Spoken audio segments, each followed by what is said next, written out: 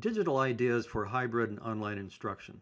This is a studio re-recording of a talk I presented at a workshop on hybrid courses organized by Rosemary Capps.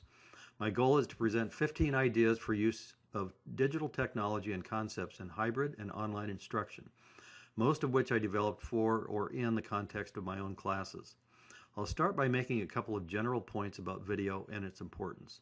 First, at one point not too many years ago, video capture was not feasible because of cost and hassle. Then people said it would be nice to have video, and in the very near future I have no doubt that it will become standard procedure pretty much across the board. Second, a new tool in everyone's digital toolbox that now includes Word, Excel, PowerPoint, and EndNotes, among others, will soon be added. This will be the video capture and editing software Camtasia or one like it. This points directly to the first on my list of digital ideas. Idea 1, video fluency. In light of the importance of video, everyone interested in offering online and hybrid courses needs to become video fluent. This is no more difficult than learning PowerPoint or Excel. A good starting point is to purchase and use the software Camtasia Studio 8.0 and the webcam Microsoft LifeCam 3.5. A 3-minute video posted at UCTV seminars that I made on how to record using this system you can find through a simple Google search. Note that it is UCTV seminars and not UCTV, which is the University of California television station. Idea number 2, meet the scientist via Skype. You can see here in my syllabus for a course I teach on longevity that I've built in weekly 15 to 20 minute Skype interviews or mini lectures with outside scholars. Here's an example where I Skyped in distinguished Professor Maxine Weinstein from Georgetown last November. You can see her image on the laptop as well as in the lecture hall, as viewed by the students.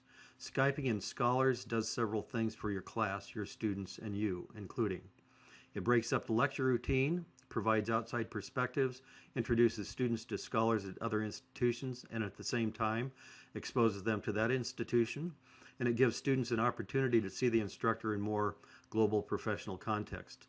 So far, every one of my colleagues who has talked by Skype to my class have told me how much they enjoyed it. One tip, use a cable rather than wireless. Idea number 3, classroom capture. I now record all of my lectures by first setting up my PowerPoint on my laptop as usual, and then activating Camtasia after correctly positioning the webcam. You can see screenshots from 2 lectures that I gave last fall, and you can also see the picture in the picture of me lecturing in the lower right of each image. I have frequent quizzes to ensure that students still attend lectures. Idea number 4, mini lectures.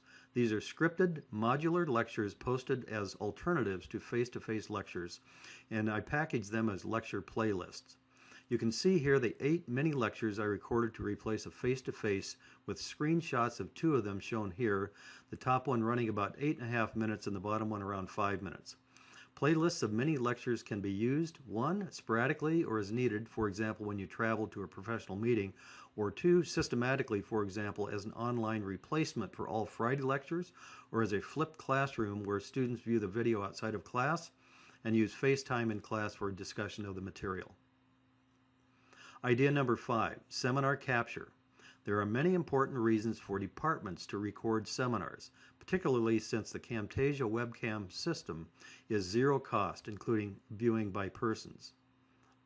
These include issues with time conflicts, outreach, review content, for example non-English speakers, showcasing programs, assigned viewing in classes, speaker favor, graduate student exit seminar, archiving and historical use, funding agency deliverable, use in e-text, post as a journal paper supplement, use in job search, and closed captioning in different language.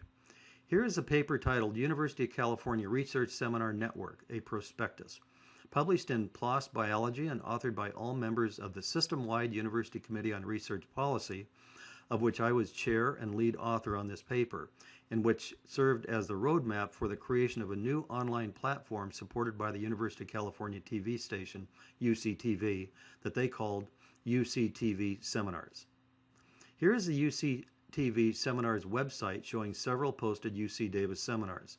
This one by Cornell honeybee biologist Tom Seeley shows him as a speaker in the lower corner. Note the high quality of the seminar content recorded as screen capture.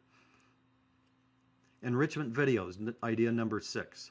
These are polished, tightly scripted, and highly choreographed videos on material that may be either complicated or conceptually difficult. I show two here, including one on kinship that runs about 8 minutes, where I outline and use pedigree charts to explain relatedness across kinship categories, and two, another on least squares that was produced by mathematics graduate student Jeff Anderson. One of the important ideas that has emerged from working on this set is what we're calling concept capture, the idea of getting students to the aha moment sooner rather than later. Idea number 7, keynote lectures. I now record selected keynote lectures at professional conferences for posting in my classes.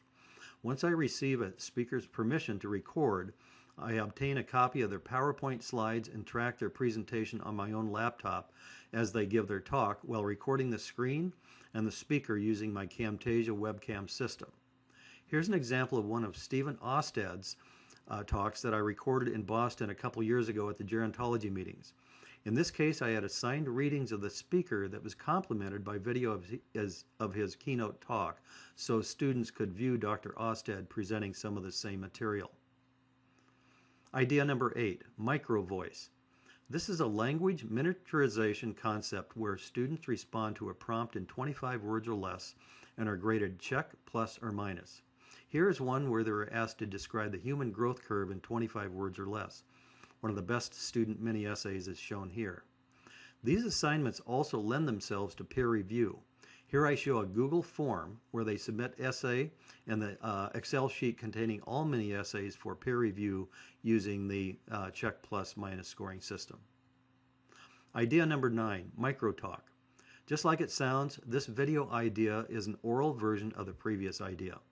Students are asked to respond to a prompt, in this case describing a 150-year life course, in 1 minute or less.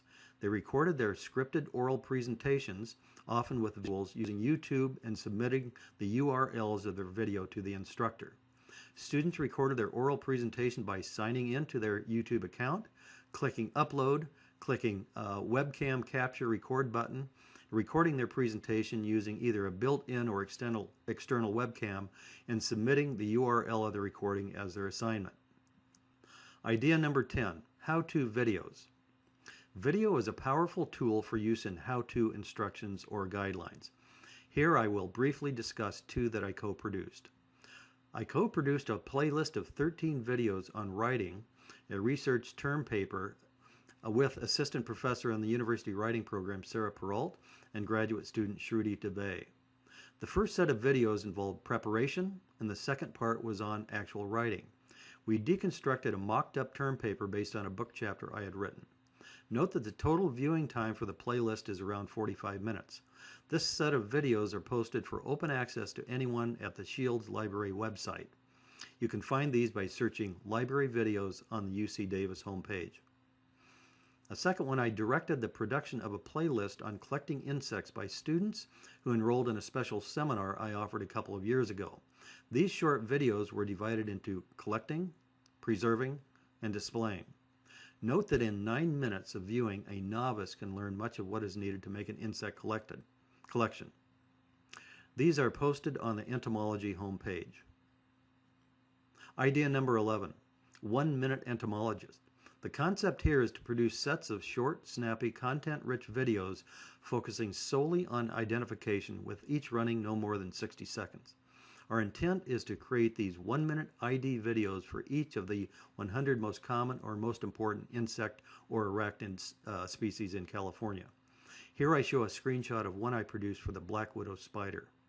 The idea can be generalized to 1-minute X, for example, 1-minute mathematician, 1-minute nutritionist, 1-minute astronomer, and so forth. These are all brought together into a themed playlist. Idea number 12, video abstracts. This concept is exactly what it sounds like, that is, to create a 2 to 3 minute video summarizing the main results and conclusions of a research paper either you published or someone else and others published. Here's a screenshot of the paper I co-authored a number of years ago on an interesting behavior in the medfly.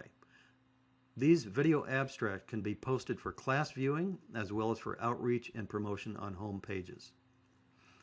Idea number 13, summary. This concept for my class is to create a weekly summary of current events. In this video, I summarize current events in terrorism and war taken from articles published in the New York Times. The same concept can be generalized as video previews, reviews, overviews, or promotions of a course or a research program. Idea number 14, suggestion and complaints box. Using Google Forms, I created a suggestion and complaints box where students can anonymously submit complaints, comments, or suggestions regarding the course. Each week, I post my responses to student submissions on the course website sites. Students use this feedback tool frequently. Idea number 15, home recording studio. Here is a quick overview of equipment and software that persons interested in taking the next step in video production might consider buying, including a teleprompter setup and high-end microphone. You see the teleprompter text there, the scroll speed dial, box lights, and backdrop. Here's the specific models and prices for each of these components. For a home studio, you might also consider using a lapel microphone and upgrading from the webcam to a high-definition video camera. I'll end with some general guidelines and tips about making videos that I have learned. Keep them short, use pointers, for example arrows, fast-paced, use image of the narrator where appropriate, use scripts, make sure it is content-rich, rehearse, clean audio, strategic use of PowerPoint, for example, the sequence, the animation, and the modularity, and use templates.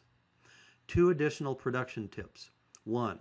Use speech recognition software, for example, Siri or Dragon app, to generate a first draft of a script.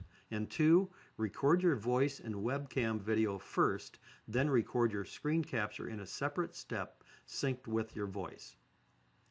Thank you for watching. I hope you can use some of these ideas.